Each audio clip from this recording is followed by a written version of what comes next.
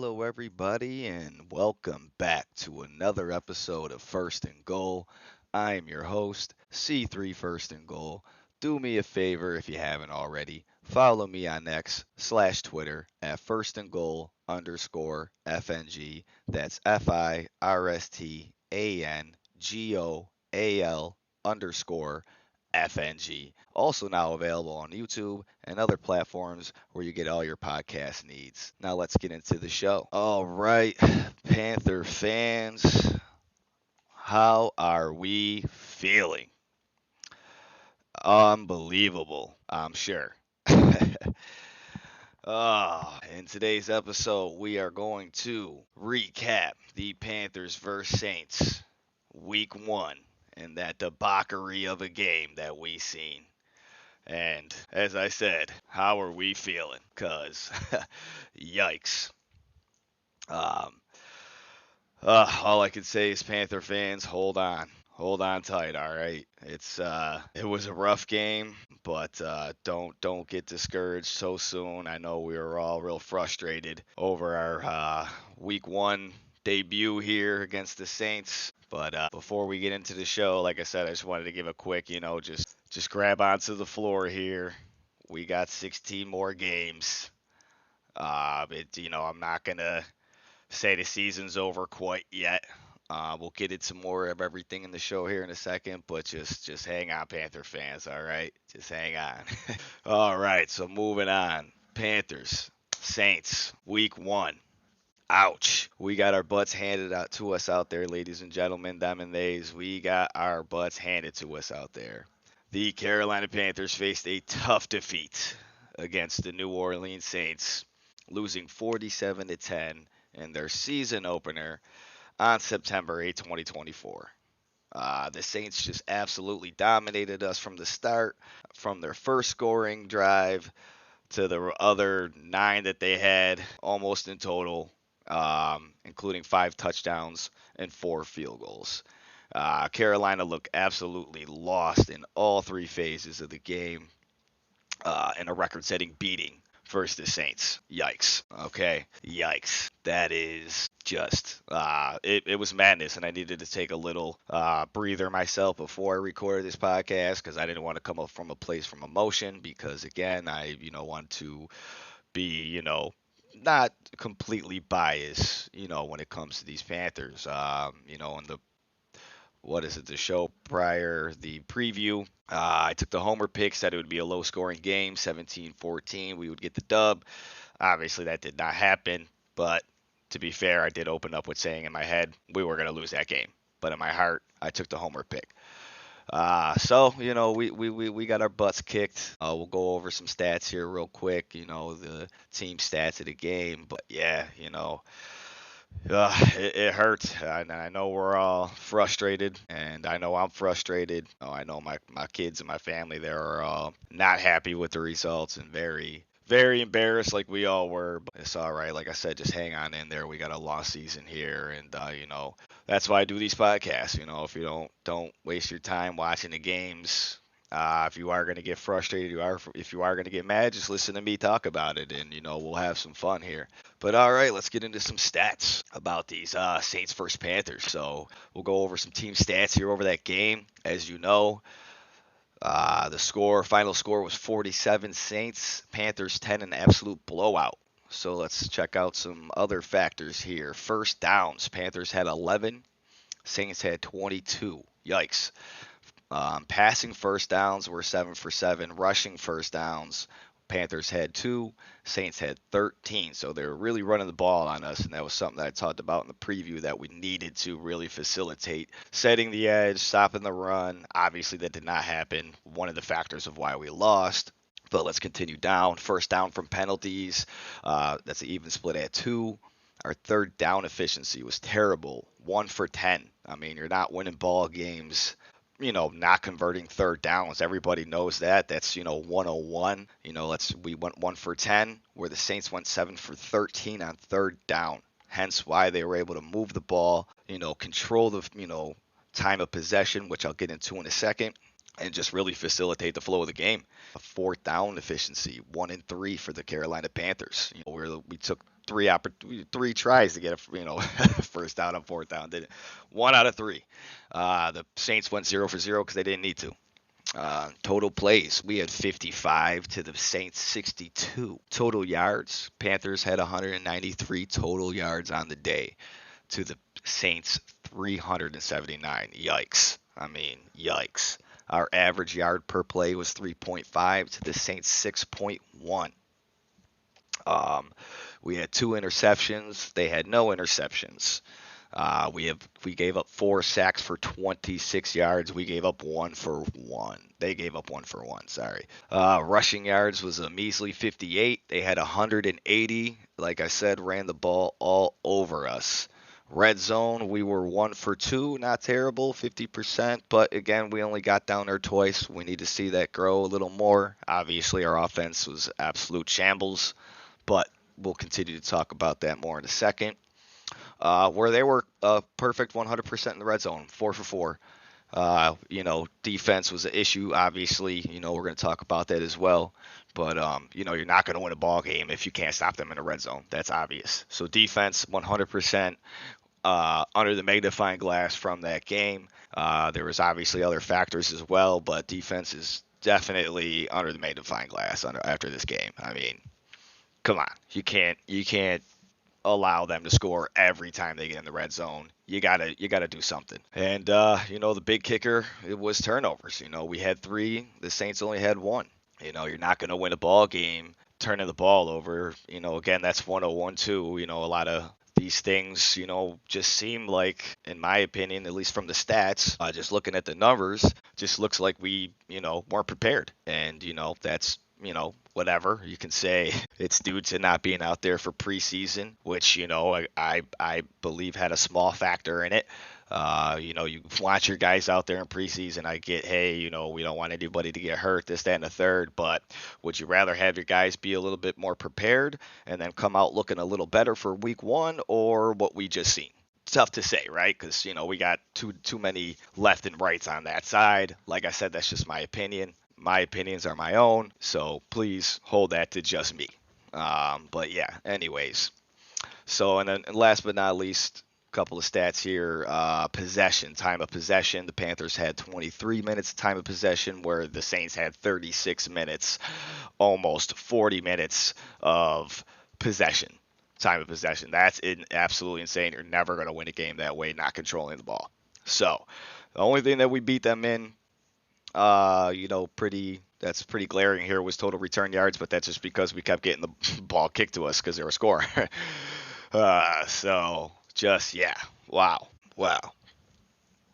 All I can say from these stats before we get into takeaways and everything else is just, yeah, we all can say from watching that game. And if you didn't watch that game and you're listening to this podcast, it was rough. I've already said it. It was absolutely rough from head to toe, all 3 phases: offense, defense, special teams. Everybody's getting the blame here. I did have some posts on Twitter about Bryce and stuff like that, about obviously his poor performance. And, I just want to make this clear right now. I am not a Bryce hater. I am not anti-Bryce. That's not the case whatsoever. I am just a facts and stats person. Okay. And it's just, to me, and I'll make this quick because the show isn't about Bryce Young, but it's just odd to me that somebody could have such a bad game and, with obviously other factors in the equation here, but someone that could just perform so badly. I mean, coming out, throwing an interception on your very first pass of the year, and, not only smiling about it, but just, not showing anything from that. I mean, that's just unacceptable. I'm sorry. We need to start holding accountability to these players, right? Like, I just don't understand why this guy has got some kind of G pass, hall pass, whatever you want to call it. I don't understand it. I mean, there's been tweets out there or whatever, what X posts or whatever you want to call them nowadays. But there's been posts out there about and I've posted this myself because I've already, again, I'm a stat guy, numbers guy, so I've already caught it. But this dude's on pace for Jamarcus Russell's numbers, and somehow we're still pointing fingers at everything else. You know what I mean? And unfortunately, in Jamarcus Russell's case, that was never the case. Everyone's like, oh well, he's got no weapons, he's got no offensive line, he's got no defense. No one said that about Jamarcus Russell. He didn't perform or live up to the expectation that was, put on him from being that number one first overall pick, Heisman Trophy winner, I believe. Probably fact check me on that one. I can't remember. I didn't look, but I just know he came out with a lot of high praise and was the number one overall pick and was a bust. I'm not saying that's the case for Bryce, but what I am saying is he's got to show something. Because you had a rough season last year. It was a rookie year. We'll give you that. Okay, now it's this year. You had a full year. Granted, people want to say, oh, new coach, new scheme, all that. It's been done already. Look at the C.J. Stroud experiment over in Houston, right? It's been done already. Rookie head coach, rookie quarterback, they made the playoffs. It can happen. You just have to have the proper systems, and you have to utilize your players in the right positions, right? You have to put your players in a position to be successful, all right? Canales did not do that this week. He took accountability for it, so that's great. But we can't be doing this. We can't be doing this. You can't have your quarterback not play in the preseason at all. He gets 8 snaps, and then he's good because he played in joint practices or whatever. That's not the same speed. It's not, and we seen it in the week 1. So now we're basically looking like we're learning on the fly. But it is what it is. You know what I'm saying? It is what it is. But at the same time, like I said, we just have to have accountability. I'm not saying it's just Bryce. I'm not saying it's just one person. It's collectively. But we can't sit here and just make excuses and sugarcoat this for this guy anymore. Like, you need to come out and perform like the number one overall pick that you were, right? You know what I mean? We're still backtracking. You know what I mean? Like, I just, we got to have accountability. Like, right? We can, like I said, no other quarterback that was a first overall pick has gotten this kind of leeway, for underperforming. So I just don't understand where all this is. Like, I get it. That's our quarterback, this, that, and the third. But let me say this first and foremost. I am a Carolina Panther fan. I could respectfully care less about Bryce Young, right? Or care less about, J.C. Horn, like, of course I wish these guys the most success, in this, in their field, in this business, whatever. But you know what I mean? They're, if they move on to another team, and whatever, they're not worried about the Panthers anymore, are they? Yeah, exactly. So these players always move on, and they're not all the time do we get those true and through Panthers. I like to say true and through Panthers, like your Thomas Davises, your Jonathan Stewarts, those guys that are still like living in Charlotte. You know what I'm saying? In condos, you got Thomas Davis, who's got literally a restaurant out there. You're through and through Panthers, right? You know what I mean? You only get a few of those guys that come around every now and again, and those guys I'm super fans of. Thomas Davis is literally one of my favorite players of all time, next to Julius Peppers. You know what I'm saying? That's my Mount Rushmore. My Mount Rushmore is Julius Peppers, Cam Newton, Thomas Davis, and then I got to go Steve Smith. And I know I'll probably get a lot of haters for no Luke Kuechly. I love Luke Kuechly. Don't get me wrong. He's definitely in there. He's right in that Mount Rushmore. But the reason why I put Thomas Davis over Luke is because he's a through and through Panther. That dude is true blue to the day he dies. Keep repping, baby. And so is Luke Kuechly. But like I said, my dude is just a through and through Panther. I mean, that dude, it's, go on his Instagram and look. The dude's a through and through Panther. Honorable mention to Luke Kuechly, obviously. He's a GOAT, without a doubt. That's just my personal Mount Rushmore. But anyways, moving on. We just have to have accountability is all that really is about. So now to the takeaways from the game. The Saints absolutely dominated us in actually all 3 phases. But, we'll talk about the Saints offense dominance first. The Saints new offensive coordinator, Clint Kubiak, he made an immediate impact with that team. They scored on their first 9 possessions, like I said, showcasing, a balance of, balance and explosive offense. They look good. Some people are even saying, watch out for the Saints. They might be pretty nasty because they lit us up. I beg to differ. I just think, we weren't prepared for this game because we we're trying to hide or save our players from injury, which is silly. Injuries are unavoidable. They're going to happen. You know what I mean? No matter what. You can get injured just from, taking a step outside and stepping the wrong way. You could, roll your ankle. So, anyways, obviously that's cliche, but I'm just saying. Derek Carr, he blew, we this is probably the one thing that kills me is, Derek Carr absolutely dropped a bomb on us. You know what I mean? Like he killed us. He dropped three on our heads. That's embarrassing. I'm not no disrespect to Derek Carr. He's a great quarterback. Well, he's a good quarter. He's all right. Let me rephrase that. He's all right. Um, but we made him look like freaking Patty Mahomes out there, on Sunday. So good lord. But yeah, he had a great performance, with the 59-yard touchdown there in the opening drive. I know a lot of people were coming at JC for that, but that was the cover three safety. Jordan Fuller was when we're playing cover three. Jordan Fuller was the safety. When you're the cover three safety, you're responsible for the deep ball. They ran a post, underneath them, which is a very typical, counter, to the cover three. Have twin left, twin right, or whatever, run a post underneath and then deep over the top. You know what I mean? To pull that safety down. And he bit on it, and it went right over the top, and they scored. You know what I mean? It's just 101. I don't say 101, but it's pretty, amateur stuff. You know what I'm saying? I don't want to sit here and say it's super intricate because it's not. It was a cover three scheme. I'm not sure what wide receiver came underneath him or if it was the tight end, but somebody ran, like I said, the post underneath. He bit and then left JC one on one with Rashid Shaheed, which is he's very fast, and he got dusted. So it happens. But Derek Carr had an 87.5 PFF grade. He absolutely snapped on us. That's unacceptable. Defense has got to get so much better. We really got to clean that up.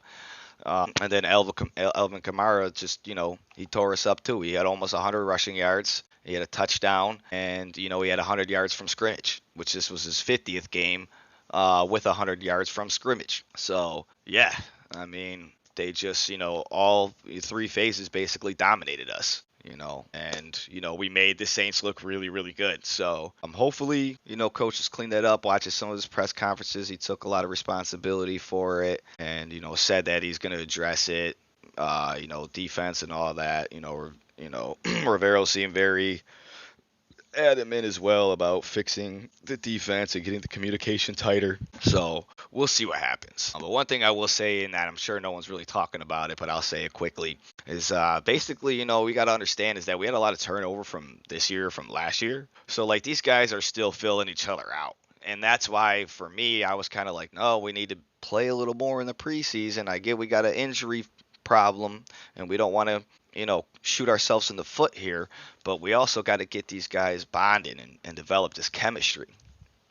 Something that that don't happen overnight. You know what I mean? You gotta play a lot of games. You gotta go through the ups and downs. So I just would have liked us to see perform a little bit better. That's really it. I in my head, as I said, I figured we were gonna lose. In my heart, I wanted us to win, but I knew we were gonna lose. I just wanted us to look good. First play interception, second play basically a 3 and out, second drive basically a 3 and out, followed up with the same on a third. Like, come on, man, we're looking worse than last year at this point. And again, we need to be with more readiness, and that happens from preparation. Preparation leads to success, So we gotta understand that. And there's a lot going on here, and there's I could talk on this podcast all day about all the stuff, but we'll keep it centralized for now. But yeah, we got a lot of work to do. So let's move on to some of the Panthers struggles. The Panthers defense struggled to contain the Saints, all game. We couldn't generate pressure at all on Derek Carr, and we allowed him to find targets with ease. That's why he was able to drop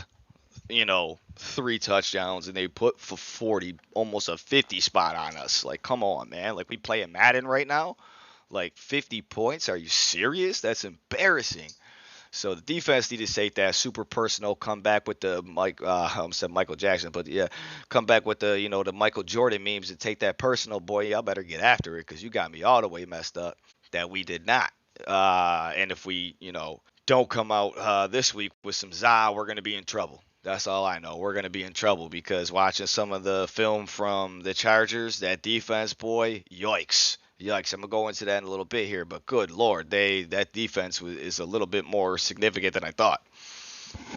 But anyways, but yeah, and then offensively, we could not find the rhythm. We talked about that a little bit with the opening play, interception. Again, I'm not sitting here beating a dead horse. I'm just saying. And we're limited to just 10 points with turnovers and missed opportunities. Shout out to Ron Rivera, uh, playing a significant role. I mean, we got to get this cleaned up. We got to figure out this offensive identity. Dave Canales came out and said he's going to be stubborn about running the ball. We're going to run the ball. We're going to run the ball. We got a million running backs, and our first play is a pass. And I ain't even gonna lie to you. As soon as he threw that ball on our opening drive, and it was obviously when he dropped back and threw the ball, I immediately was like, well, so much for being stubborn about the run. And then it was intercepted, and I almost knew right there at that point. I'm like, well, this game's probably going to be over, but I don't want to be a Debbie Downer immediately. But I'm just like, dude, what? Like, why? Why? Establish the run, then pass with Bryce. We need to be a ground and pound team, bro, and then allow Bryce to be free into playing off platform, playing to his strengths, to allow him to roll out in those play actions and those boots. We can't do that if we're coming out throwing picks on play one. That's why we need to run the ball. We didn't run the ball at all. We barely ran that, and then the excuse is, oh well, we're down 20. It's the first quarter. We got 3 more. We still got how many more minutes left in this game?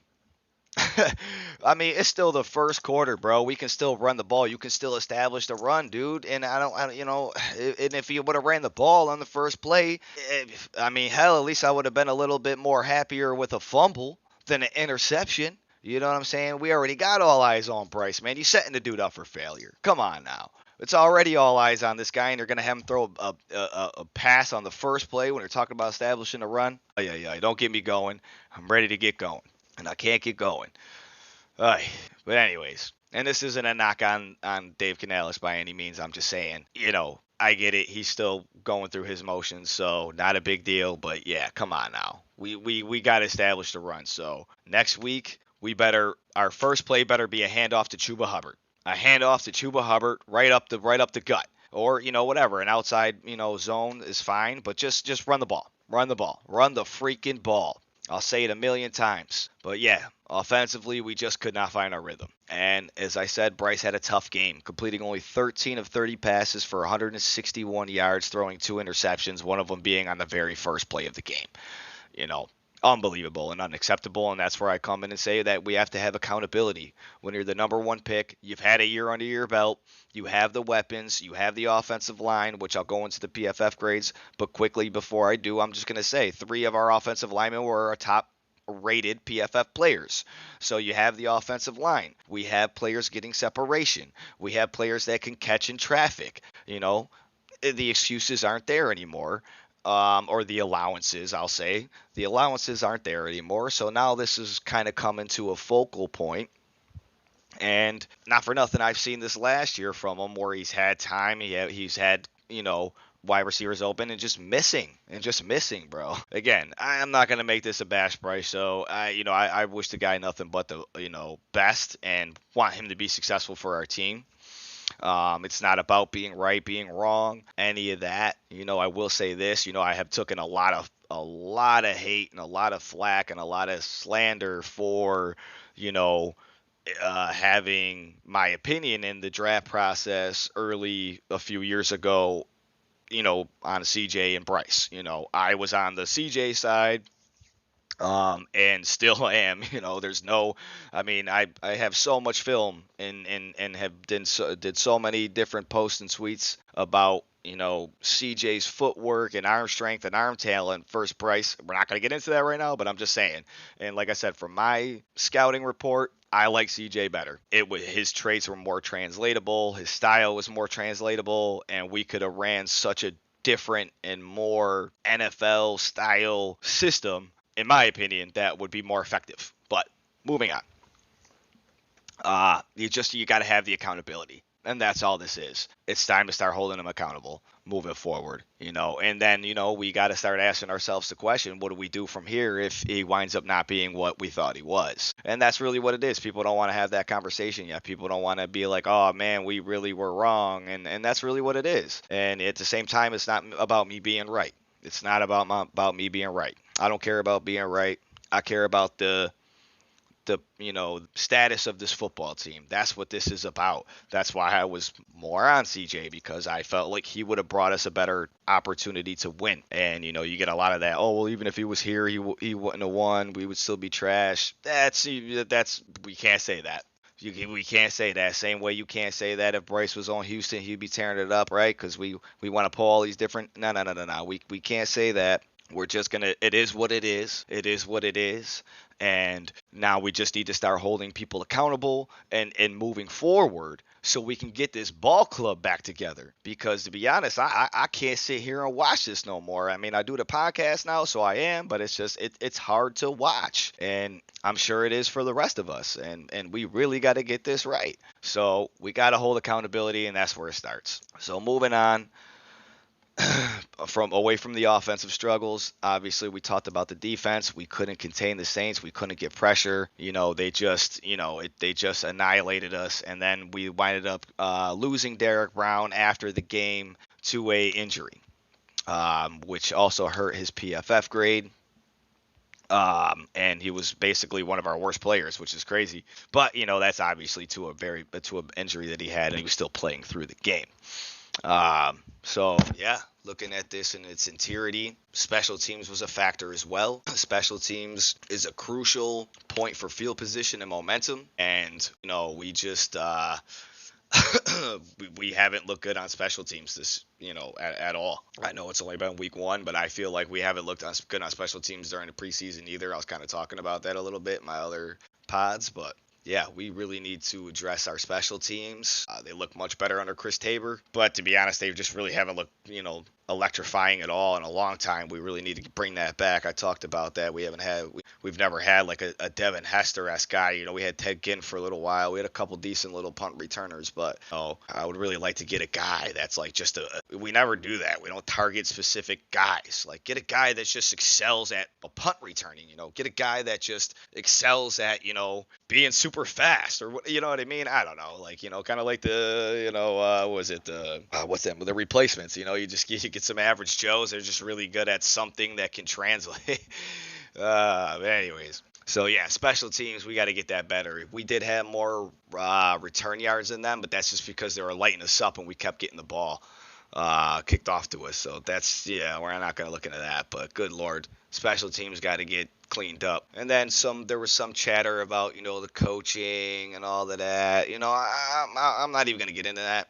It's Dave Canales' first game as a head coach. Let him live, Yeah, there were some calls in there that could have been questioned, very, eye-raising, rolling eyes, but it was his first game as a head coach. And, I would just, let's cut him a little slack here. He'll get that cleaned up. He's going to get back to the tape. He's going to see where his mistakes were. He's a really smart offensive mind. I can see him immediately. I mean, it's like I said already, he owned up to everything. He basically took all the blame, which I respect that a lot because, yeah, I'm not going to say who's at fault. It's a team effort across the board. We failed.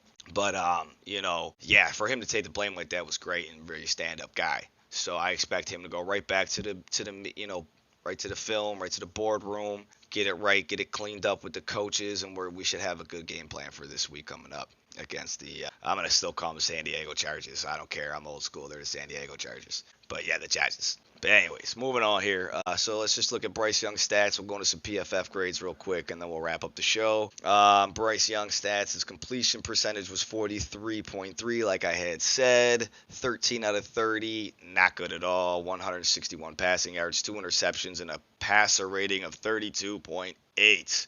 He had 1 touchdown, and that was a rushing touchdown. And despite the tough outing, Young emphasized that this game doesn't define the team and that they're focused on improving in the next matchup. And I respect that.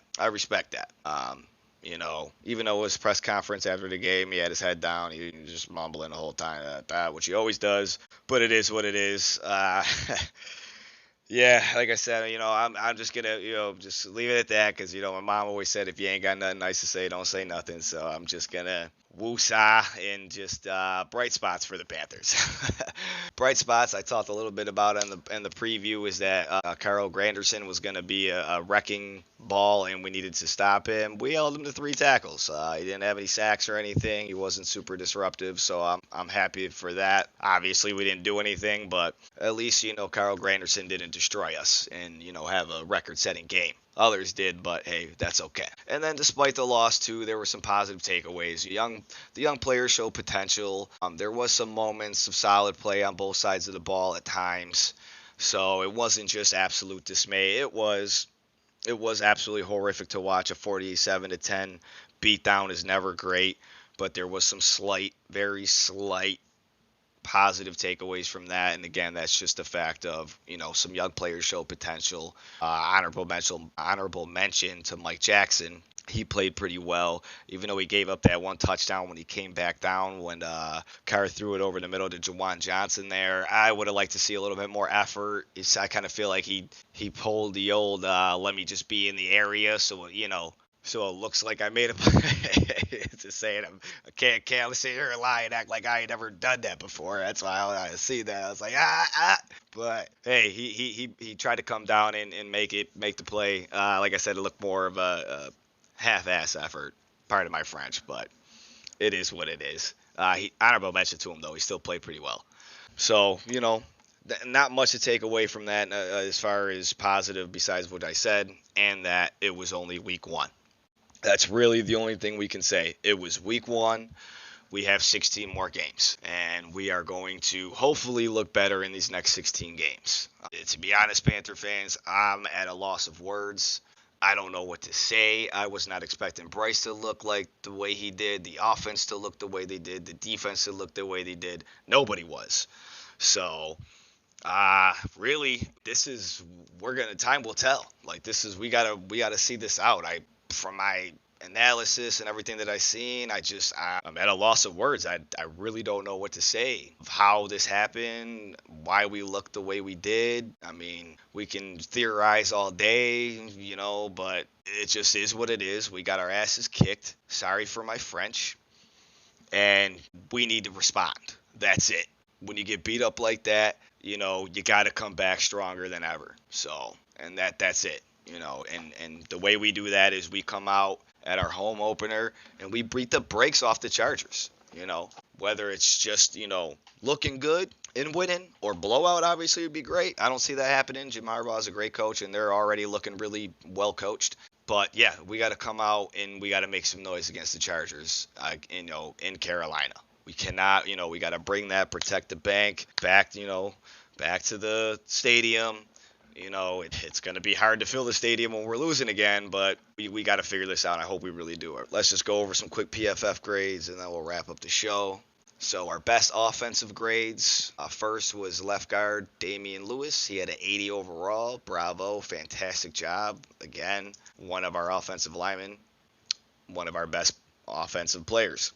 Our second best was tight end Felipe Franks. He had an 80 as well. Great job. Our right guard Robert Hunt, who, if you watched his locker room talk, he was not happy. Said the same thing. The only thing that we could take out of this is it's week 1.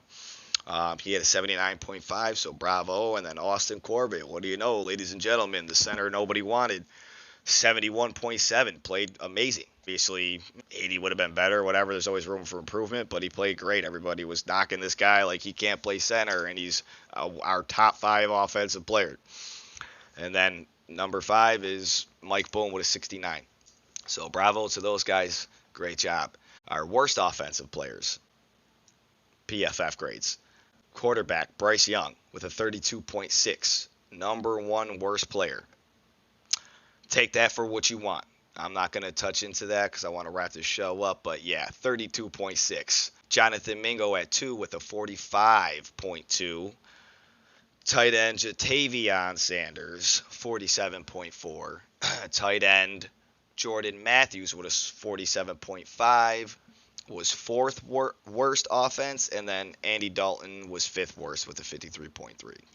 Then our best defensive players was A'Shawn Robinson with a 73, our highest rated. Second up was Xavier Woods with a 71.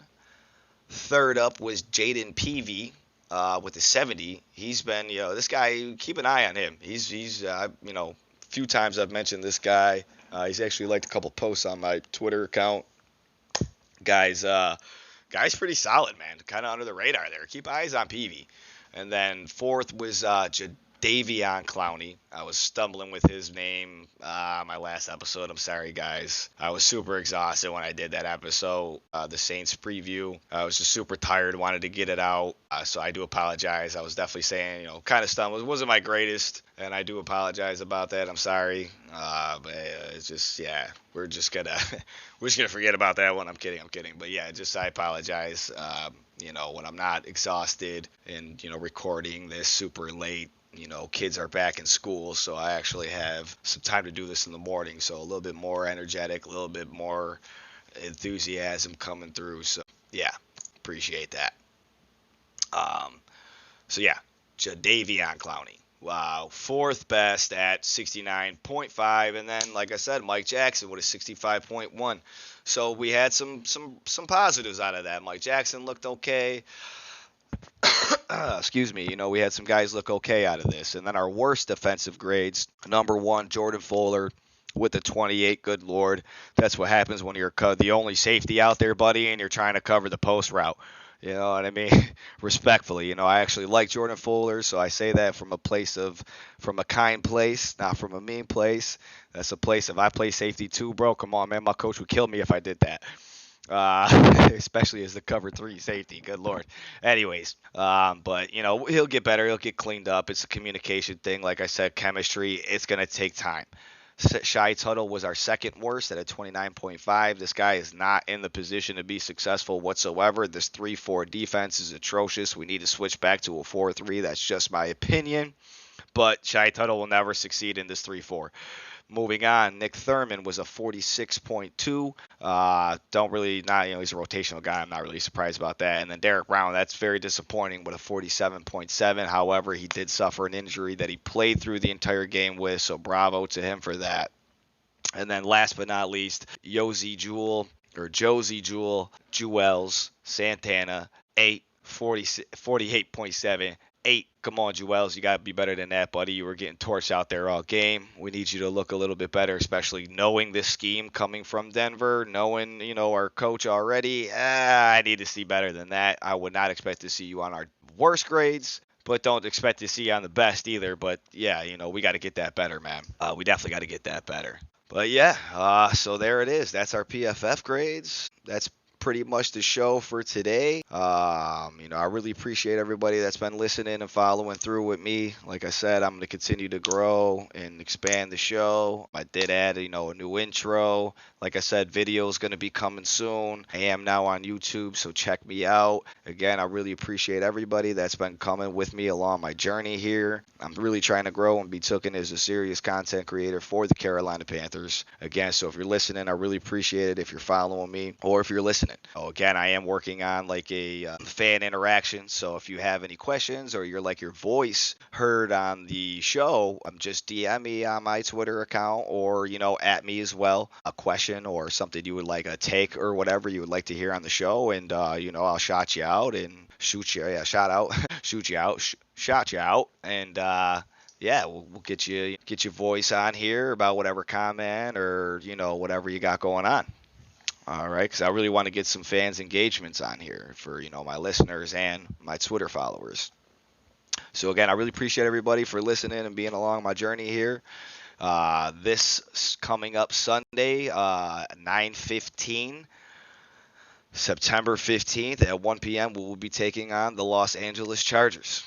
I might do a preview for it. I might not. I don't know. It's already Friday. I got to this late. Like I said, I had to take a deep breath after that game before I came onto this pod. I didn't want to have negative energy. I didn't want to be from a place of emotion. So I'm at a place of promotion. So Final thoughts on this before we go is just going to be, don't worry, Panther fans. It was only week one. It was an atrocious week one, but it was only week one. And we have 16 more games left to be played. So we have 16 more opportunities to look better. And that's just basically where I'm going to leave it. All right. So everybody stay blessed, stay healthy. And as always, keep pounding. First and goal out.